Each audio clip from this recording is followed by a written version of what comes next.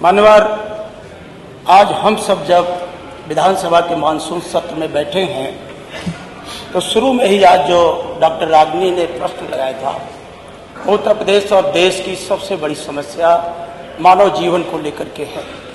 सहयोग अच्छा है कि माननीय मुख्यमंत्री जी भी बैठे हैं, माननीय उप मुख्यमंत्री जो स्वास्थ्य मंत्री है वो भी बैठे हैं, और हम जब आपके सामने प्रश्न खड़ा करते हैं माननीय उप मुख्यमंत्री जी, तो हम सिर्फ आपकी आलोचना के लिए नहीं खड़े होते।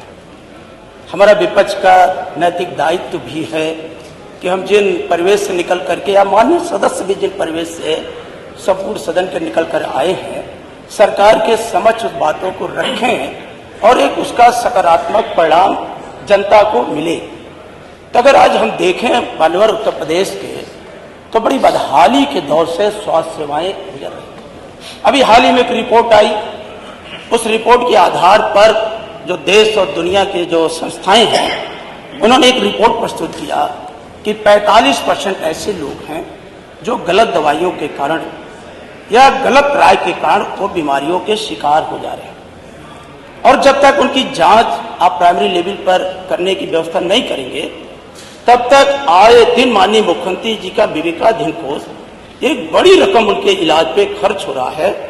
और देखा जाए तो उत्तर प्रदेश के अंदर कैंसर जैसी घातक बीमारी आज अपना पांव पसारते हुए जा रही है। जब हम उसके रीजन में जा रहे हैं माननीय उप मुख्यमंत्री जी, अभी हाल ही में पीजीआई, डॉक्टर लोहिया, केजीएम, और या आप खुद समीक्षा करेंगे तो जो नई उम्र में 18 साल, 20 साल, 22 साल, 25 साल जो किडनी खराब हो जा रही है, लीवर खराब हो जा रहा है, कहीं न कहीं गलत दवाइयों और गलत राय के कारण आज युवा जो है इसकी चपेट में तेजी से आ रहा है।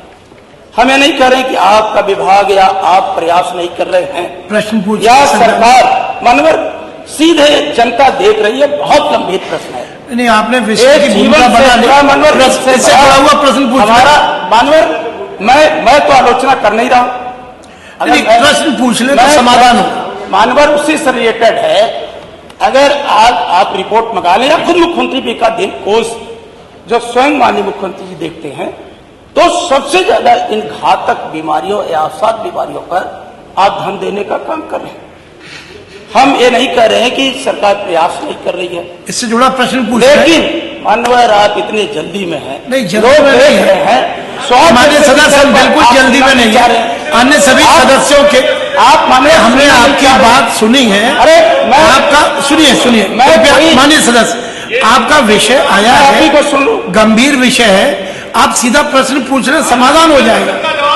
मानवर यहाँ चर्चा के लिए भी आते हैं, ये प्रश्नकाल में माननीय और सदस्यों को समय देना है, लगा के चले जाए। आप प्रश्न माननीय मुख्यमंत्री जी की उपलब्धता का हम लाभ भी लेना चाहते हैं, और हम सब सदस्य अभी उसी परिवेश से आए हैं। प्रश्न पूछे। और खासकर पूर्वांचल आज भयंकर कैंसर, किडनी, लीवर की बीमारी से जूझ रहा है, और आपका खुद WHO से लेकर के एक दूसरी रिपोर्ट, उसका मुझे ऑथेंटिक नहीं पता, उसने कहा कि 45%, और ये भी रिपोर्ट आई है कि हमारे डॉक्टर्स जो संस्थाओं में पोस्ट हैं उनकी गलत राय के कारण या जो दवा का प्रयोग, तो जब मानवर आप प्राइमरी लेवल पर अल्ट्रासाउंड या पैथोलॉजिस्ट की नियुक्ति या जांच या मशीनें उपलब्ध नहीं कराएंगे, तो जो आपका लक्ष्य है कि आप एक बेहतर, आप आयुष्मान की बात करते 5 लाख, आप माननीय मुख्यमंत्री जी के ऑफिस से मंगा लें 20-20, 25-25 लाख, 15-15 लाख, 10-10, या हम सब अपनी विधायक निधि से, हमारे नेता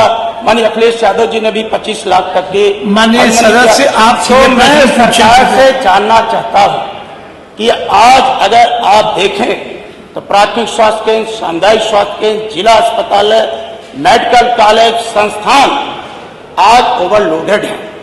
अगर आज ऑपरेशन की जरूरत है तो आज ही इन संस्थानों से डॉक्टर 6-6 महीने के बाद ऑपरेशन की डेट दे रहे हैं। प्रश्न पूछे। तो मेरा प्रश्न उठता है कि क्या सरकार, आप सुनना नहीं चाहते और हमें जो सुनना चाहता है प्रदेश आपको देख रहा है, आप ऐसे महत्वपूर्ण प्रश्न पर हमें रोक रहे हैं। एक तो उप मुख्यमंत्री जैसा डांटते हैं कि जैसे हम निजी बातों के लिए खड़े हो गए हैं।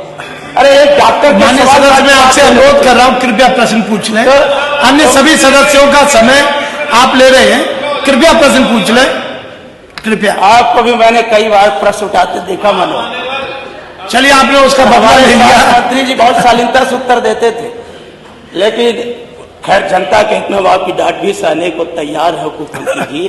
प्रश्न। लेकिन सामुदायिक स्वास्थ्य केंद्रों पे, प्राथमिक स्वास्थ्य केंद्रों पर, जिला चिकित्सालयों पर अगर आप डायलिसिस की सुविधा, जांच की सुविधा, विशेषज्ञ डॉक्टर की सुविधा बढ़ा देंगे तो जो ग्रामीण इलाका आज गंभीर बीमारियों की चपेट में आ रहा है उससे वो बच सकता है। और खासकर मानवर हमारे अकरौलिया में 100 बेड का अस्पताल है, अगर आप उसकी मॉनिटरिंग कर लेते, बहुत आजमगढ़, अम्बेडकर नगर, संत कबीर नगर तक वो वहां पे मरीज आते, पर डे 1000-1200 की ओपीडी होती है।